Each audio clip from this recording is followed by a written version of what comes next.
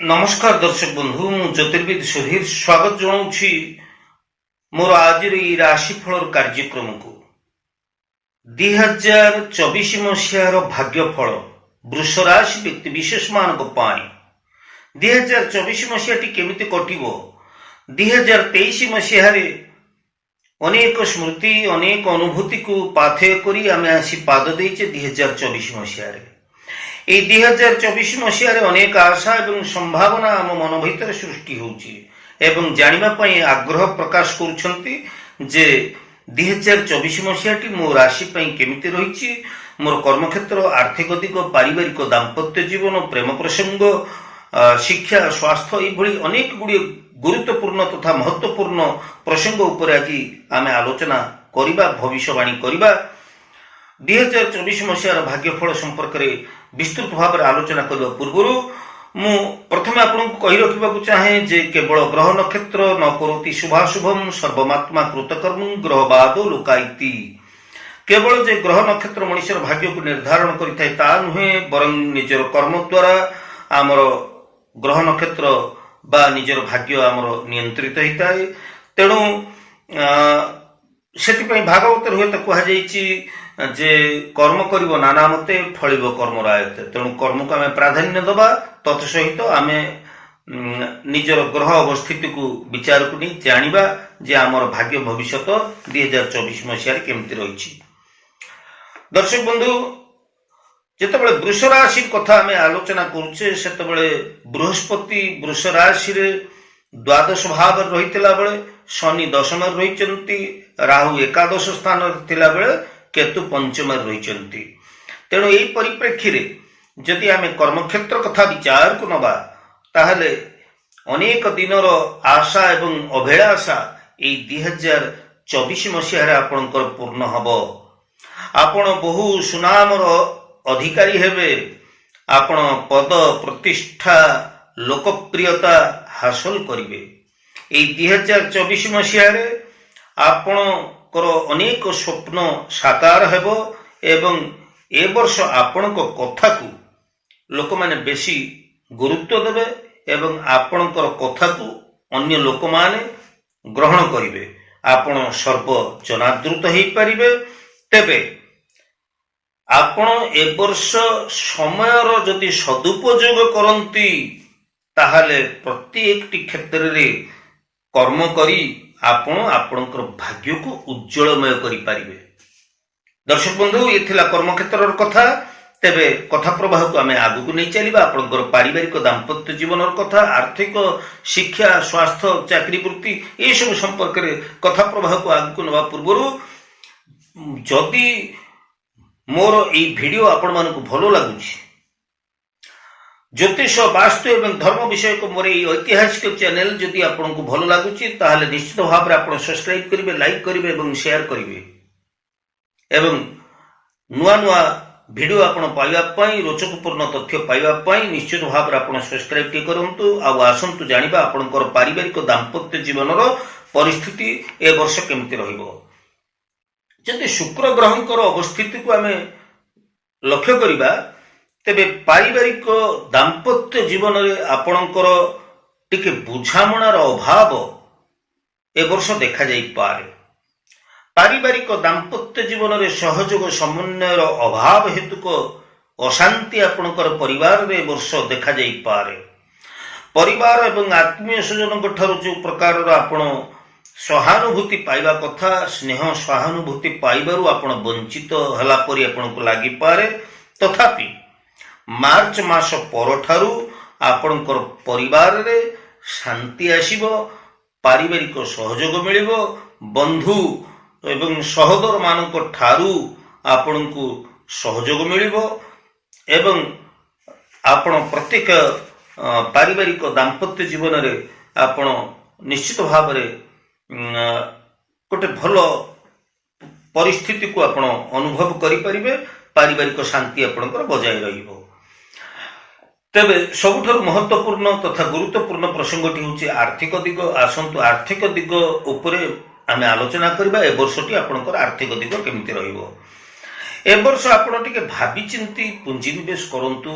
वृष राशि व्यक्ति विशेष ଆପଣଙ୍କର ଆର୍ଥିକ ମାମଲାରେ ଯେତେବେଳେ ଆମେ ଦେଖୁଛେ ବୃହସ୍ପତି ଆପଣଙ୍କର ଦ୍ୱାଦଶ ସ୍ଥାନରେ ରହିଛନ୍ତି, ସେଥିପାଇଁ ଆପଣ ଏପ୍ରିଲ ମାସ ଯାଏ ଯଦି ସେୟାର ବଜାର ହଉ କିମ୍ବା ଆପଣଙ୍କର କୌଣସି ପ୍ରକାରର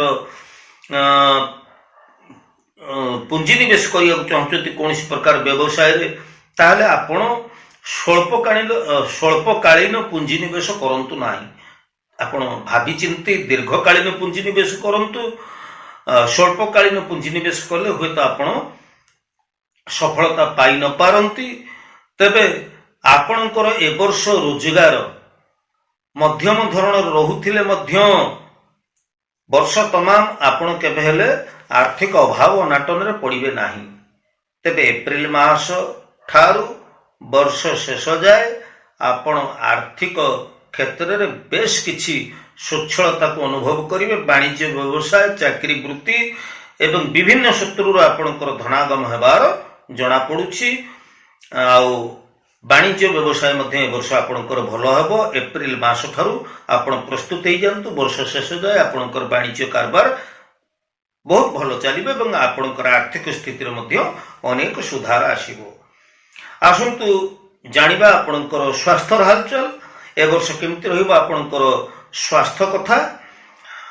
ଦର୍ଶକ ବନ୍ଧୁ, ମୋଟାମୋଟି ଭାବରେ ଆମେ ଯଦି ଆପଣଙ୍କର ଏ ବର୍ଷର ସ୍ୱାସ୍ଥ୍ୟର ହାଲଚାଲକୁ ଦେଖିବା, ତାହେଲେ ସ୍ୱାସ୍ଥ୍ୟ ଭଲ ରହିବ। କେବଳ ଅକ୍ଟୋବର ମାସରେ ଆପଣଙ୍କୁ ଟିକେ ସତର୍କ ରହିବାକୁ ପଡ଼ିପାରେ। ଅକ୍ଟୋବର ମାସରୁ ଆପଣଙ୍କର ବର୍ଷ ଶେଷ ଯାଏ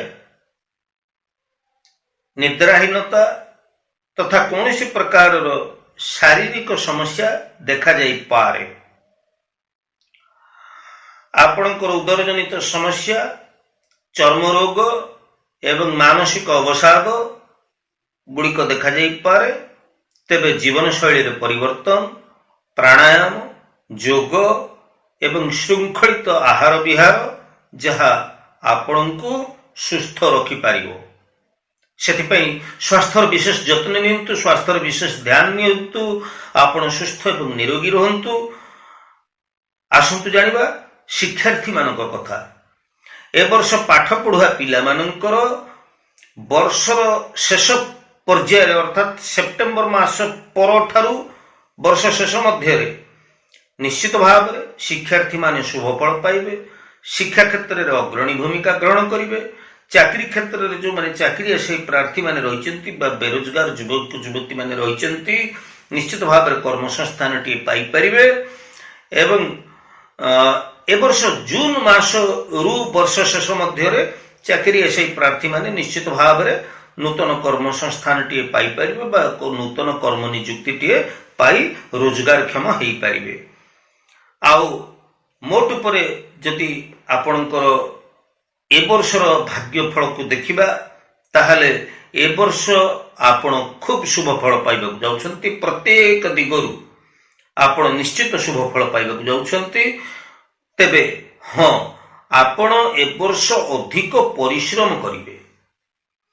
ପରିଶ୍ରମର ମୂଲ୍ୟ ଆପଣଙ୍କୁ ଯଥାର୍ଥ ମୂଲ୍ୟ, ପରିଶ୍ରମର ଯଥାର୍ଥ ମୂଲ୍ୟ ଆପଣ ପାଇବେ। ଟିକେ ବିଳମ୍ବରେ ହେଲେ ମଧ୍ୟ ଆପଣ ପରିଶ୍ରମର ଯଥାର୍ଥ ମୂଲ୍ୟ ପାଇବେ। କିନ୍ତୁ ସର୍ତ୍ତ ଏଠି, ଯଦି ଆପଣ ଆଳସ୍ୟତା ଛାଡ଼ି ପରିଶ୍ରମ କରନ୍ତି, ତାହେଲେ ଆପଣ ସଫଳତା ଅର୍ଜନ କରିବେ। ଆଉ ଯଦି ଅଳସୁଆ ହୁଅନ୍ତି, କର୍ମ ପ୍ରତି ବିମୁଖ ହୁଅନ୍ତି, ତାହେଲେ ଆପଣଙ୍କୁ ହୁଏତ ସଫଳତା ମିଳି ନପାରେ।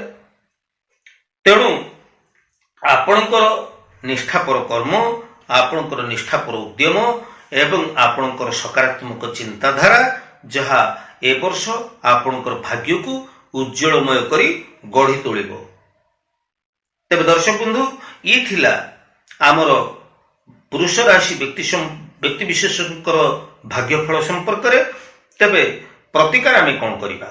ଶୁକ୍ରବାର ଦିନ ସନ୍ଧ୍ୟାରେ ଆପଣ ମା ଲକ୍ଷ୍ମୀଙ୍କୁ ଦର୍ଶନ କରନ୍ତୁ।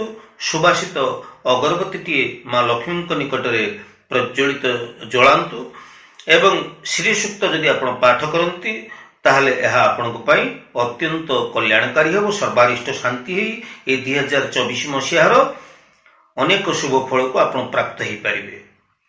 ଆଜି ତ ସମୟ ହେଇଯାଇଛି ଦର୍ଶକ ବନ୍ଧୁ, ପୁଣି ଆମେ ପରବର୍ତ୍ତୀ ଅଧ୍ୟାୟରେ ଦେଖା ହବା। ସେ ପର୍ଯ୍ୟନ୍ତ ମୁଁ ବିଦାୟ ନେଉଛି। ଜ୍ୟୋତିର୍ବିଦ ସୁଧୀର, ଜୟ ଜଗନ୍ନାଥ।